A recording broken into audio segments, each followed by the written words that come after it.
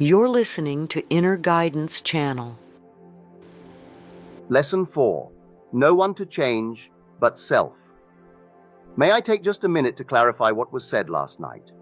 A lady felt from what I said last night that I am anti-one nation. I do hope that I am not anti any nation, race, or belief. If perchance I used a nation, it was only to illustrate a point. What I tried to tell you was this: we become what we contemplate. For it is the nature of love, as it is the nature of hate, to change us into the likeness of that which we contemplate. Last night I simply read a news item to show you that when we think we can destroy our image by breaking the mirror, we are only fooling ourselves. When through war or revolution, we destroy titles which to us represent arrogance and greed, we become, in time, the embodiment of that which we thought we had destroyed. So today, the people who thought they destroyed the tyrants are themselves that which they thought they had destroyed. That I may not be misunderstood, let me again lay the foundation of this principle. Consciousness is the one and only reality. We are incapable of seeing other than the contents of our own consciousness. Therefore, hate betrays us in the hour of victory and condemns us to be that which we condemn. All conquest results in an exchange of characteristics, so that conquerors become like the conquered foe. We hate others for the evil which is in ourselves. Races, nations, and religious groups have lived for centuries in intimate hostility, and it is the nature of hatred, as it is the nature of love, to change us into the likeness of that which we contemplate. Nations act toward other nations as their own citizens act toward each other. When slavery exists in a state and that nation attacks another, it is with intent to enslave. When there is a fierce economic competition between citizen and citizen, then in war with another nation, the object of the war is to destroy the trade of the enemy. Wars of domination are brought about by the will of those who within a state are dominant over the fortunes of the rest. We radiate the world that surrounds us by the intensity of our imagination and feeling. But in this third-dimensional world of ours, time beats slowly, and so we do not always observe the relationship of the visible world to our inner nature. Now that is really what I meant. I thought I had said it. That I may not be misunderstood, that is my principle. You and I can contemplate an ideal and become it by falling in love with it. On the other hand, we can contemplate something we heartily dislike, and by condemning it, we will become it. But because of the slowness of time in this three-dimensional world, when we do become what we contemplated, we have forgotten that formerly we set out to worship or destroy it. Tonight's lesson is the capstone of the Bible, so do give me your attention. The most important question asked in the Bible will be found in the 16th chapter of the Gospel of St. Matthew. As you know, all of the Bible stories are your stories. Its characters live only in the mind of man. They have no reference at all to any person who lived in time and space, or to any event that ever occurred upon earth. The drama related in Matthew takes place in this manner. Jesus turns to his disciples and asks them, "Whom do men say that I, the Son of Man, am?" Matt 16:13. And they said, "Some say that thou art John the Baptist, some Elias, and others Jeremiah or one of the prophets." He saith unto them, "But whom say ye that I am?" And Simon Peter answered and said, "Thou art the Christ, the Son of the living God." And Jesus answered and said unto him, "Blessed art thou, Simon Bar-Jonah, for flesh and blood hath not revealed it unto thee, but my Father which is in heaven. And I say also unto thee that thou art Peter, and upon this rock I will build my church." Matt 16:14, 18.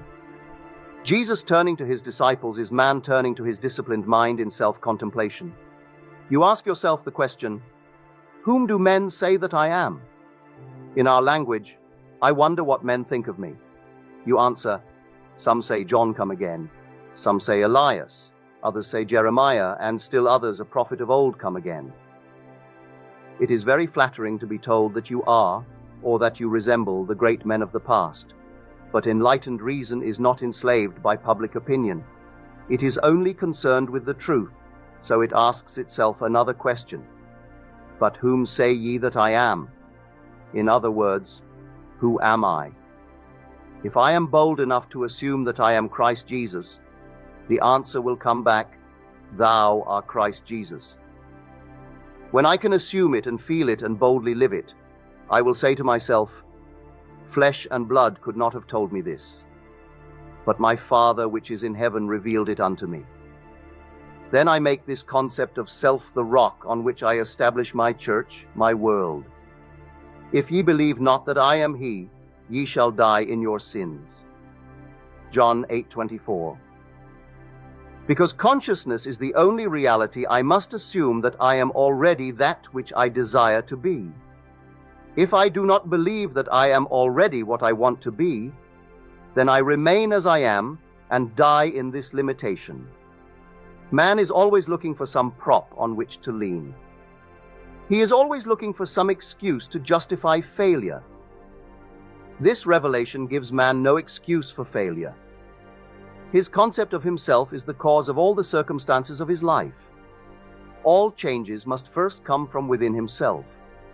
And if he does not change on the outside, it is because he has not changed within. But man does not like to feel that he is solely responsible for the conditions of his life. From that time, many of his disciples went back and walked no more with him. Then said Jesus unto the 12, Will ye also go away? Then Simon Peter answered him, Lord, to whom shall we go? Thou hast the words of eternal life. John 6:66-68. I may not like what I have just heard, that I must turn to my own consciousness as to the only reality, the only foundation on which all phenomena can be explained. It was easier living when I could blame another. It was much easier living when I could blame society for my ills, or point a finger across the sea, and blame another nation. It was easier living when I could blame the weather for the way I feel. But to tell me that I am the cause of all that happens to me, that I am forever molding my world in harmony with my inner nature, that is more than man is willing to accept. If this is true, to whom would I go? If these are the words of eternal life, I must return to them, even though they seem so difficult to digest. When man fully understands this, he knows that public opinion does not matter, for men only tell him who he is. The behavior of men constantly tell me who I have conceived myself to be. If I accept this challenge and begin to live by it, I finally reach the point that is called the Great Prayer of the Bible. It is related in the 17th chapter of the Gospel of St. John. I have finished the work which thou gavest me to do. John 17:4.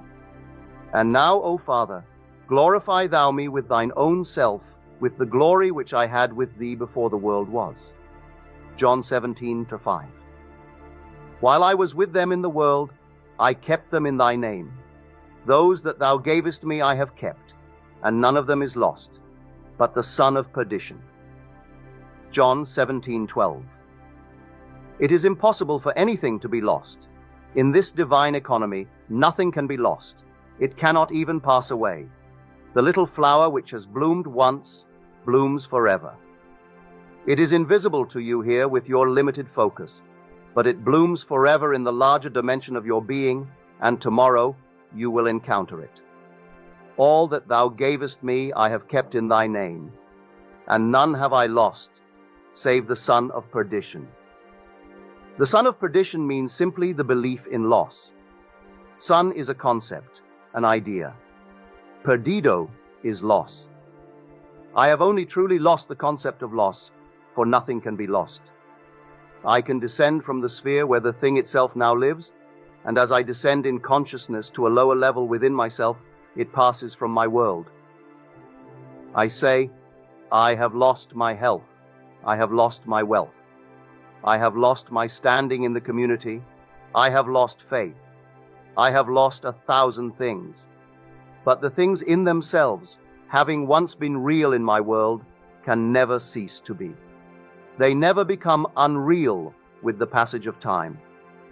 I, by my descent in consciousness to a lower level, cause these things to disappear from my sight, and I say, they have gone. They are finished as far as my world goes. All I need do is to ascend to the level where they are eternal, and they once more objectify themselves and appear as realities within my world. The crux of the whole 17th chapter of the Gospel of St. John is found in the 19th verse, and for their sake I sanctify myself, that they also might be sanctified through the truth. Heretofore I thought I could change others through effort. Now I know I cannot change another unless I first change myself. To change another within my world, I must first change my concept of that other. And to do it best, I change my concept of self. For it was the concept I held of self that made me see others as I did. Had I a noble, dignified concept of myself, I never could have seen the unlovely in others. Instead of trying to change others through argument and force, let me but ascend in consciousness to a higher level, and I will automatically change others by changing self. There is no one to change but self.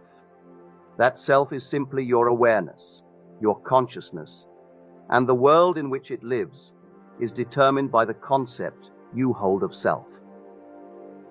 It is to consciousness that we must turn as to the only reality.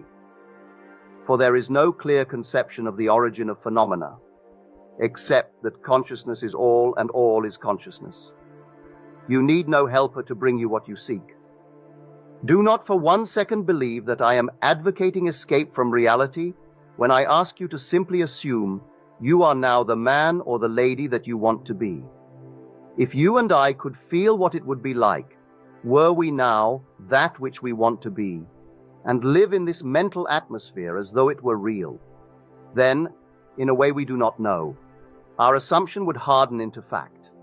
This is all we need do in order to ascend to the level where our assumption is already an objective, concrete reality. I need change no man. I sanctify myself, and in so doing I sanctify others. To the pure all things are pure. There is nothing unclean of itself, but to him that esteemeth anything to be unclean, to him it is unclean. Rom 14:14. There is nothing in itself unclean, but you, by your concept of self, see things either clean or unclean. I and my Father are one. John 10:30. If I do not the works of my Father, believe me not. But if I do, though ye believe not me, believe the works, that ye may know and believe that the Father is in me, and I in him. John 10:37-38. He made himself one with God, and thought it not strange or robbery to do the works of God. You always bear fruit in harmony with what you are. It is the most natural thing in the world for a pear tree to bear pears, an apple tree to bear apples, and for man to mold the circumstances of his life in harmony with his inner nature. I am the vine, ye are the branches. John 15:5. A branch has no life save it be rooted in the vine. All I need do to change the fruit is to change the vine. You have no life in my world save that I am conscious of you. You are rooted in me, and, like fruit, you bear witness of the vine that I am. There is no reality in the world other than your consciousness. Although you may now seem to be what you do not want to be, all you need do to change it, and to prove the change by circumstances in your world, is to quietly assume that you are that which you now want to be, and in a way you do not know you will become it. There is no other way to change this world. I am the way.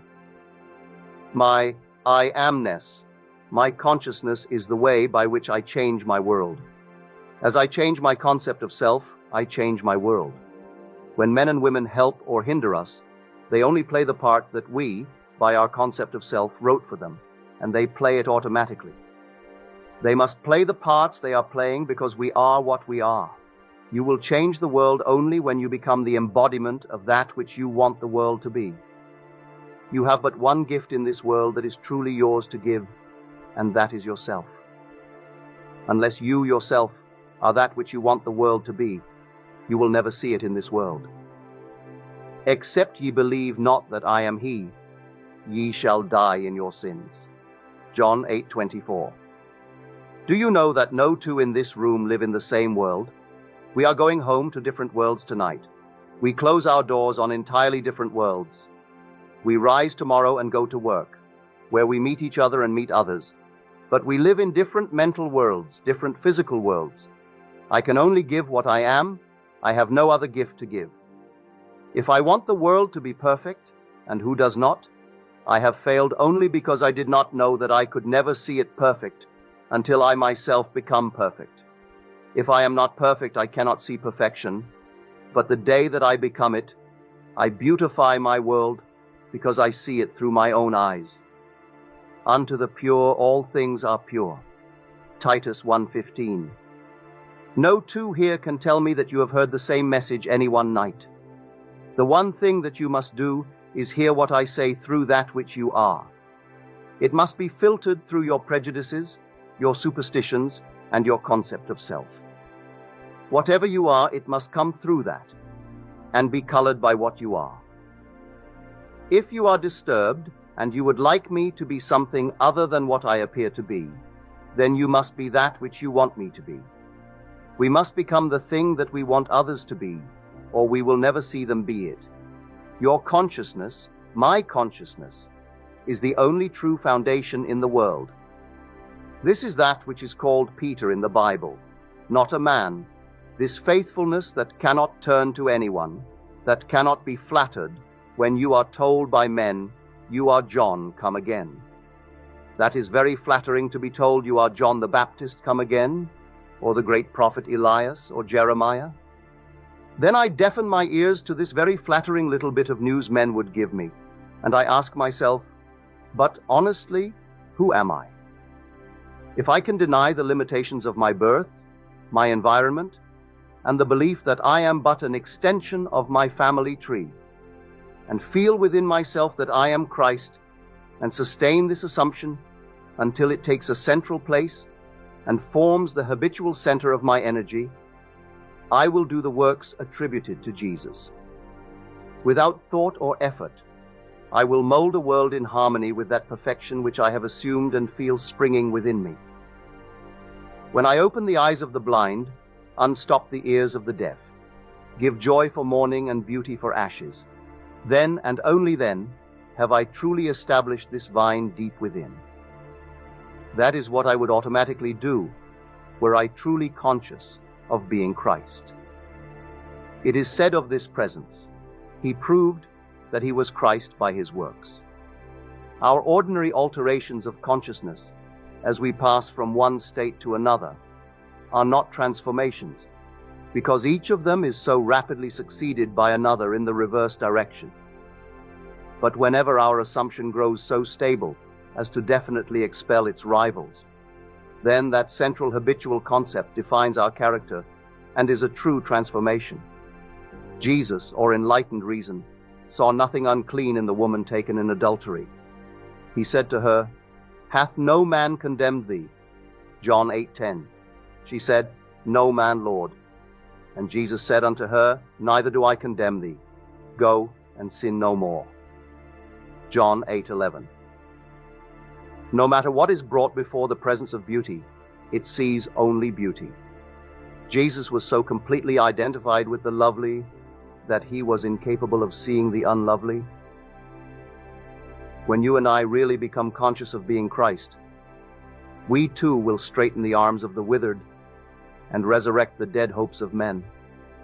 We will do all the things that we could not do when we felt ourselves limited by our family tree. It is a bold step and should not be taken lightly, because to do it is to die. John, the man of 3 dimensions, is beheaded or loses his 3-dimensional focus, that Jesus, the 4th-dimensional self, may live. Any enlargement of our concept of self involves a somewhat painful parting with strongly rooted hereditary conceptions. The ligaments are strong that hold us in the womb of conventional limitations. All that you formerly believed, you no longer believe.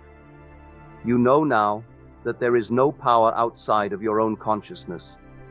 Therefore, you cannot turn to anyone outside of self.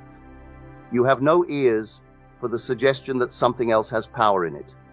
You know the only reality is God, and God is your own consciousness. There is no other God.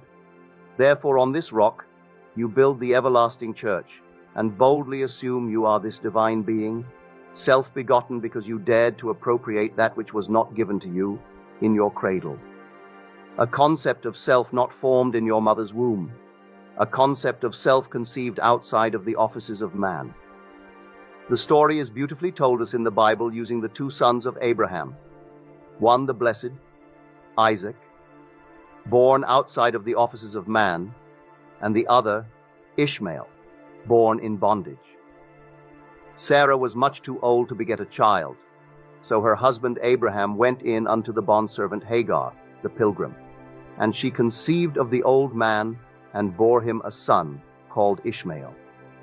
Ishmael's hand was against every man, and every man's hand against him.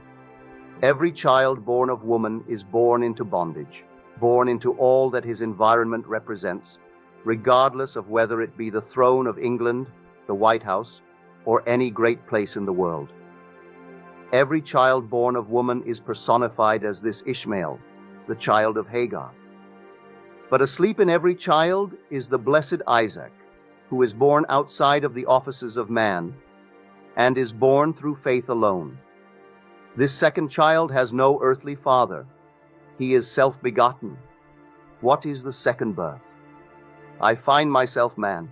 I cannot go back into my mother's womb, and yet I must be born a second time. Except a man be born again, he cannot enter the kingdom of God. John 3:3. I quietly appropriate that which no man can give me, no woman can give me.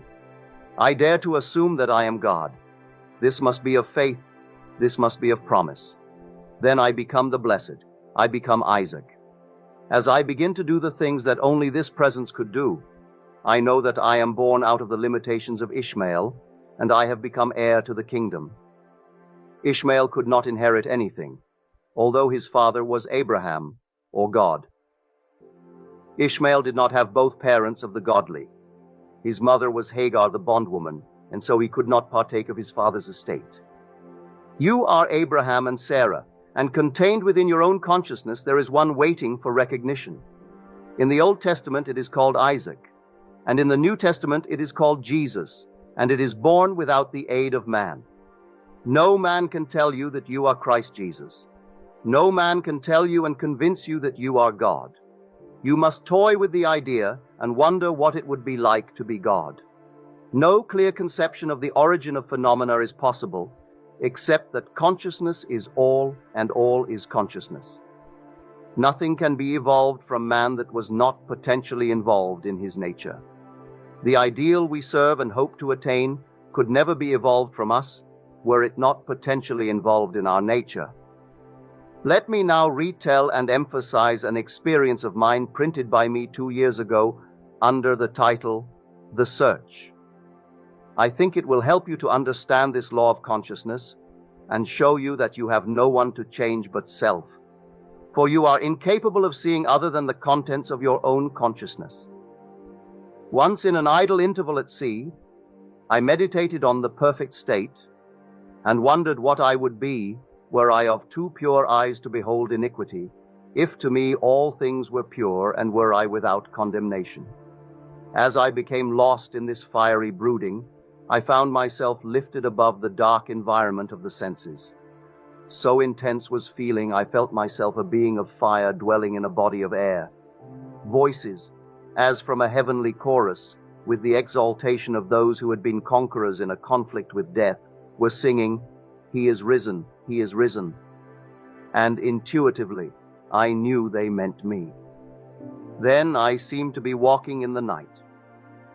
I soon came upon a scene that might have been the ancient pool of Bethesda. For in this place lay a great multitude of impotent folk, blind, halt, withered, waiting not for the moving of the water as of tradition, but waiting for me. As I came near, without thought or effort on my part, they were one after the other, molded as by the magician of the beautiful. Eyes, hands, feet, all missing members, were drawn from some invisible reservoir and molded in harmony with that perfection which I felt springing within me. When all were made perfect, the chorus exulted, "It is finished." I know this vision was the result of my intense meditation upon the idea of perfection, for my meditations invariably bring about union with the state contemplated. I had been so completely absorbed within the idea that for a while I had become what I contemplated, and the high purpose with which I had for that moment identified myself drew the companionship of high things and fashioned the vision in harmony with my inner nature. The ideal with which we are united works by association of ideas to awaken 1,000 moods, to create a drama in keeping with the central idea. My mystical experiences have convinced me that there is no way to bring about the perfection we seek other than by the transformation of ourselves. As soon as we succeed in transforming ourselves, the world will melt magically before our eyes and reshape itself in harmony with that which our transformation affirms. We fashion the world that surrounds us by the intensity of our imagination and feeling, and we illuminate or darken our lives by the concepts we hold of ourselves. Nothing is more important to us than our conception of ourselves, and especially is true of our concept of the deep, dimensionally greater one within us. Those that help or hinder us, whether they know it or not, are the servants of that law which shapes outward circumstances in harmony with our inner nature. It is our conception of ourselves which frees or constrains us, though it may use material agencies to achieve its purpose.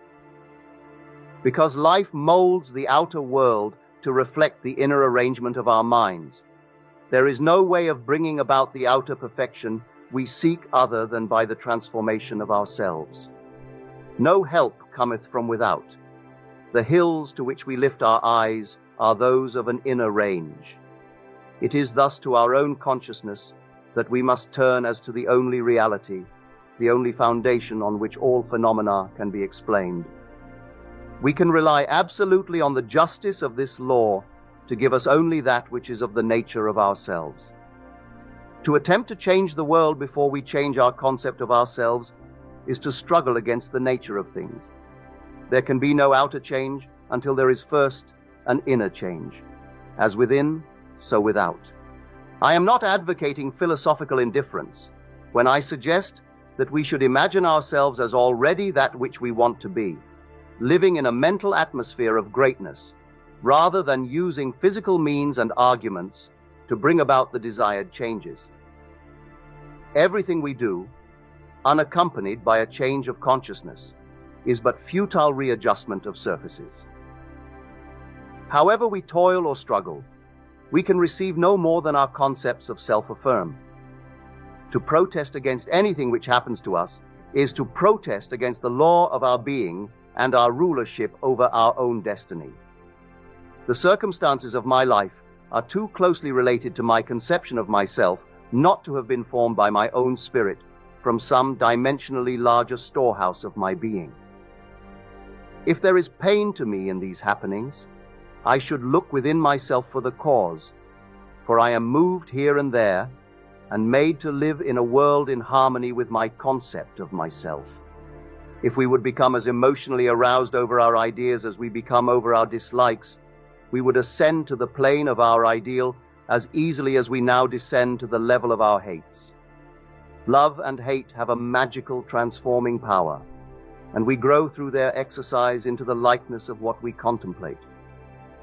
By intensity of hatred, we create in ourselves the character we imagine in our enemies. Qualities die for want of attention, so the unlovely states might best be rubbed out by imagining beauty for ashes and joy for mourning, rather than by direct attacks on the state from which we would be free.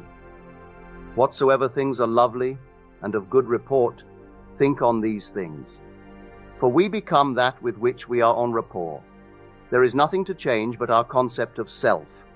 As soon as we succeed in transforming self, our world will dissolve and reshape itself in harmony with that which our change affirms. I, by descent in consciousness, have brought about the imperfection that I see. In the divine economy, nothing is lost. We cannot lose anything, save by descent in consciousness from the sphere where the thing has its natural life. And now, O Father, glorify thou me with thine own self, with the glory which I had with thee before the world was. John 17:5.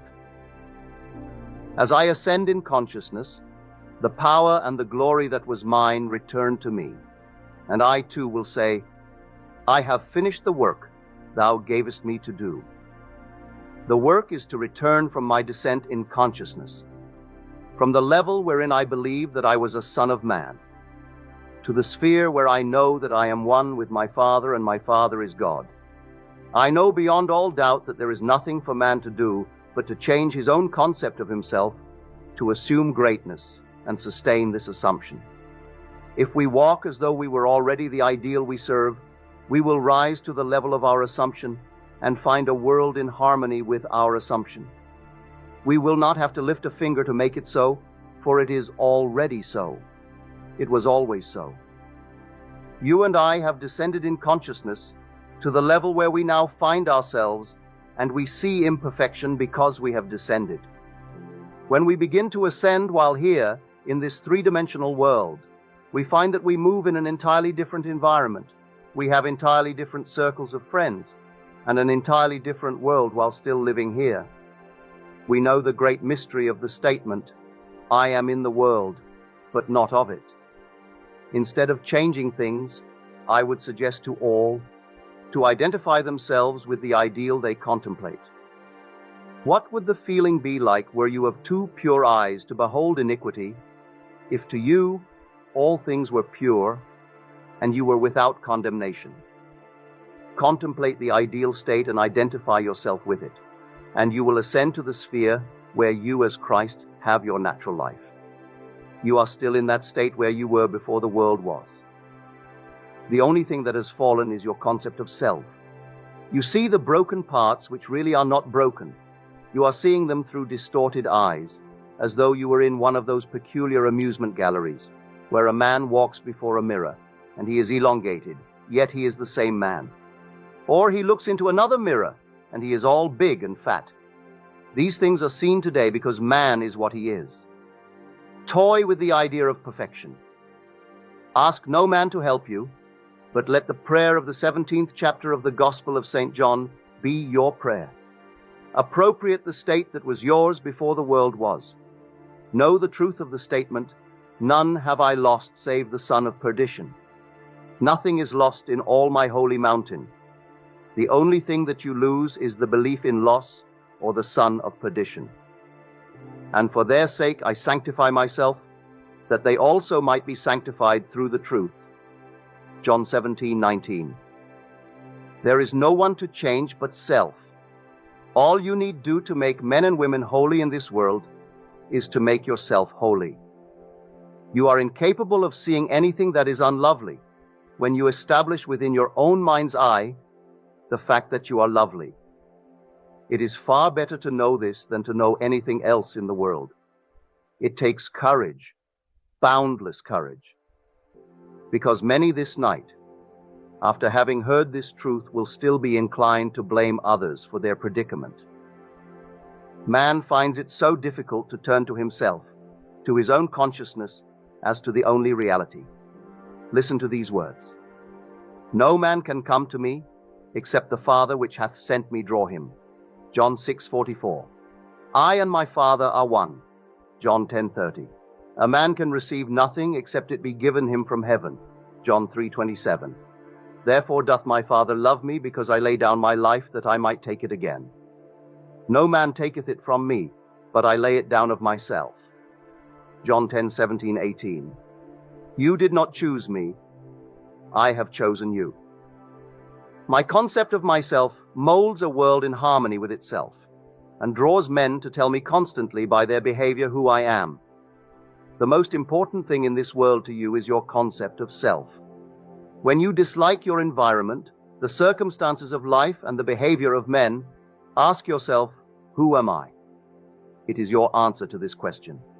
That is the cause of your dislikes. If you do not condemn self, there will be no man in your world to condemn you. If you are living in the consciousness of your ideal, you will see nothing to condemn.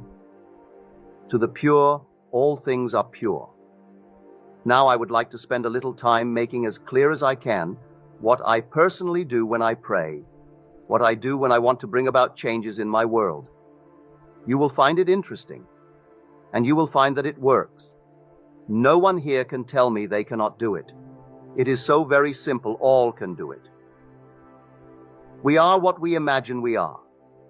This technique is not difficult to follow, but you must want to do it. You cannot approach it with the attitude of mind, oh well, I'll try it. You must want to do it, because the mainspring of action is desire. Desire is the mainspring of all action. Now what do I want? I must define my objective. For example, suppose I wanted now to be elsewhere. This very moment I really desire to be elsewhere. I need not go through the door. I need not sit down. I need do nothing but stand just where I am, and with my eyes closed assume that I am actually standing where I desire to be. Then I remain in this state until it has the feeling of reality. Were I now elsewhere, I could not see the world as I now see it from here. The world changes in its relationship to me as I change my position in space. So I stand right here, close my eyes, and imagine I am seeing what I would see were I there. I remain in it long enough to feel it, to be real.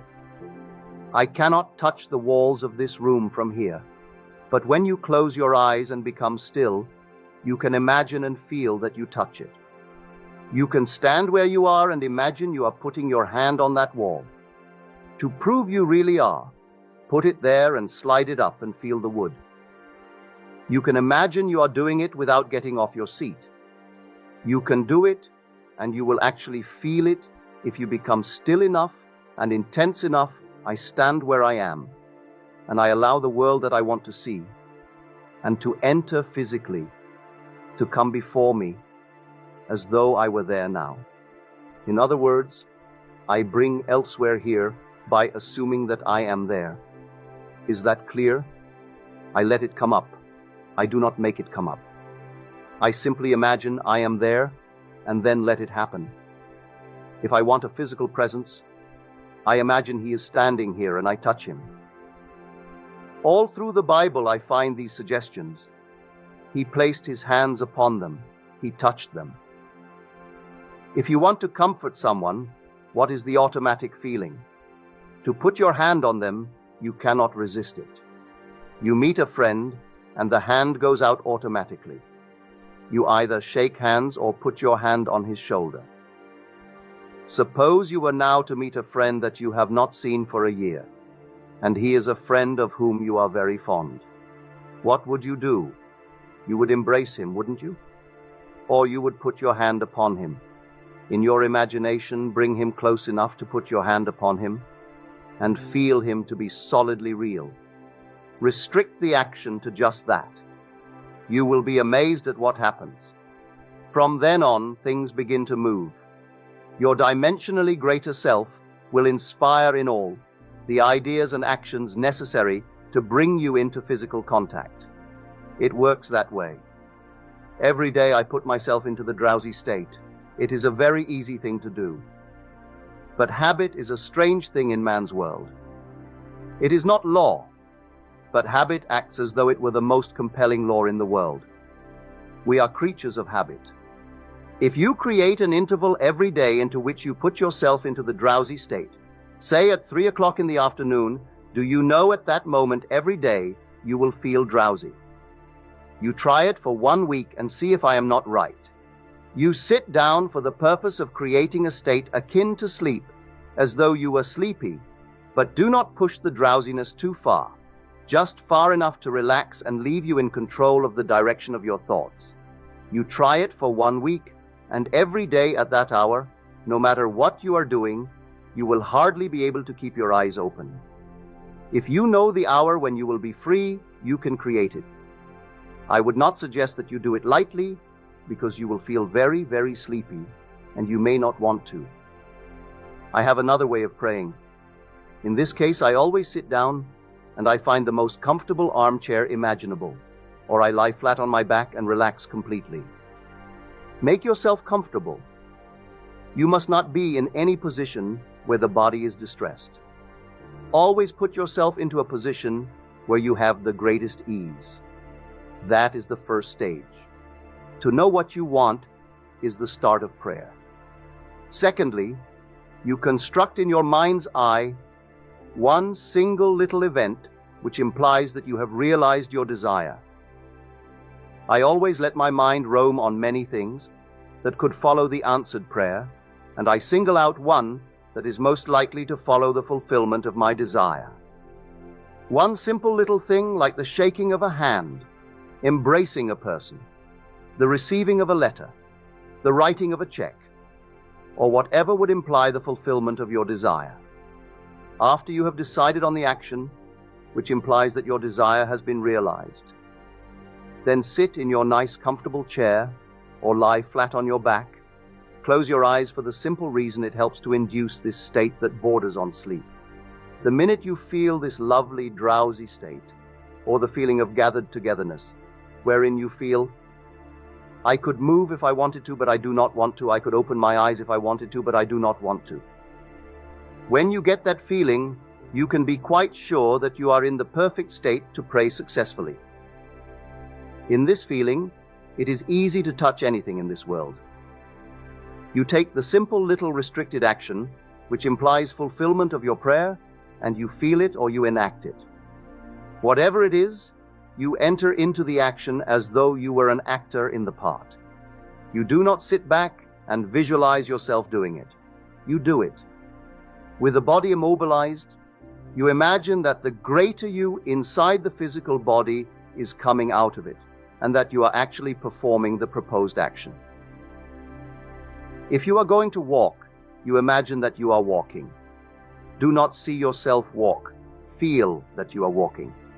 If you are going to climb stairs, feel that you are climbing the stairs. Do not visualize yourself doing it. Feel yourself doing it. If you are going to shake a man's hand, do not visualize yourself shaking his hand. Imagine your friend is standing before you and shake his hand, but leave your physical hands immobilized and imagine that your greater hand, which is your imaginary hand, is actually shaking his hand. All you need do is to imagine that you are doing it. You are stretched out in time, and what you are doing, which seems to be a controlled daydream, is an actual act in the greater dimension of your being. You are actually encountering an event fourth dimensionally before you encounter it here in the 3 dimensions of space, and you do not have to raise a finger to bring that state to pass. My third way of praying is simply to feel thankful. If I want something, either for myself or another, I immobilize the physical body, then I produce the state akin to sleep, and in that state just feel happy, feel thankful, which thankfulness implies realization of what I want. I assume the feeling of the wish fulfilled, and with my mind dominated by this single sensation, I go to sleep. I need do nothing to make it so, because it is so. My feeling of the wish fulfilled implies it is done. All these techniques you can use and change them to fit your temperament. But I must emphasize the necessity of inducing the drowsy state, where you can become attentive without effort. A single sensation dominates the mind if you pray successfully. What would I feel like now, were I what I want to be? When I know what the feeling would be like, I then close my eyes and lose myself in that single sensation, and my dimensionally greater self then builds a bridge of incident to lead me from this present moment to the fulfillment of my mood. That is all you need do. But people have a habit of slighting the importance of simple things. We are creatures of habit, and we are slowly learning to relinquish our previous concepts but the things we formerly lived by still in some way influence our behavior. Here is a story from the Bible that illustrates my point. It is recorded that Jesus told his disciples to go to the crossroads, and there they would find a colt, a young colt, not yet ridden by a man. To bring the colt to him, and if any man ask, "Why do you take this colt?" say, "The Lord has need of it." They went to the crossroads and found the colt, and did exactly as they were told. They brought the unbridled ass to Jesus, and he rode it triumphantly into Jerusalem. The story has nothing to do with a man riding on a little colt. You are Jesus of the story. The colt is the mood you are going to assume. That is the living animal not yet ridden by you. What would the feeling be like were you to realize your desire? A new feeling like a young colt is a very difficult thing to ride unless you ride him with a disciplined mind. If I do not remain faithful to the mood, the young colt throws me off. Every time you become conscious that you are not faithful to this mood, you have been thrown from the colt. Discipline your mind that you may remain faithful to a high mood, and ride it triumphantly into Jerusalem, which is fulfillment, or the city of peace. This story precedes the feast of the Passover. If we would pass from our present state into that of our ideal, we must assume that we are already that which we desire to be and remain faithful to our assumption. For we must keep a high mood if we would walk with the highest. A fixed attitude of mind, a feeling that it is done, will make it so. If I walk as though it were, but every once in a while I look to see if it really is, then I fall off my mood or colt. If I would suspend judgment like Peter, I could walk on the water.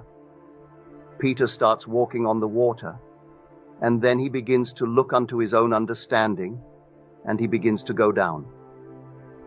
The voice said, "Look up, Peter." Peter looks up and he rises again and continues walking on the water. Instead of looking down to see if this thing is really going to harden into fact, you simply know that it is already so. Sustain that mood, and you will ride the unbridled colt into the city of Jerusalem. All of us must learn to ride the animal straight into Jerusalem unassisted by a man. You do not need another to help you. The strange thing is that as we keep the high mood and do not fall, others cushion the blows. They spread the palm leaves before me to cushion my journey. I do not have to be concerned. The shocks will be softened as I move into the fulfillment of my desire. My high mood awakens in others the ideas and actions which tend towards the embodiment of my mood. If you walk faithful to a high mood, there will be no opposition and no competition. The test of a teacher or a teaching is to be found in the faithfulness of the taught. I am leaving here on Sunday night. Do remain faithful to this instruction. If you look for causes outside the consciousness of man, then I have not convinced you of the reality of consciousness. If you look for excuses for failure, you will always find them, for you find what you seek. If you seek an excuse for failure, you will find it in the stars, in the numbers, in the teacup, or most any place. The excuse will not be there, but you will find it to justify your failure. Successful business and professional men and women know that this law works. You will not find it in gossip groups, but you will find it in courageous hearts. Man's eternal journey is for one purpose: to reveal the Father. He comes to make visible his Father, and his Father is made visible in all the lovely things of this world. All the things that are lovely, that are of good report, ride these things, and have no time for the unlovely in this world, regardless of what it is. Remain faithful to the knowledge that your consciousness, your I amness, your awareness of being aware of the only reality. It is the rock on which all phenomena can be explained. There is no explanation outside of that. I know of no clear conception of the origin of phenomena, save that consciousness is all and all is consciousness. That which you seek is already housed within you. Were it not now within you, eternity could not evolve it. No time stretch would be long enough to evolve what is not potentially involved in you. You simply let it into being by assuming that it is already visible in your world and remaining faithful to your assumption. It will harden into fact. Your Father has unnumbered ways of revealing your assumption. Fix this in your mind and always remember, an assumption, though false if sustained, will harden into fact. You and your Father are one, and your Father is everything that was, is, and will be. Therefore, that which you seek you already are. It can never be so far off as even to be near, for nearness implies separation. The great Pascal said, "You never would have sought me had you not already found me. What you now desire you already have, and you seek it only because you have already found it. You found it in the form of desire. It is just as real in the form of desire as it is going to be to your bodily organs. You are already that which you seek, and you have no one to change but self in order to express it."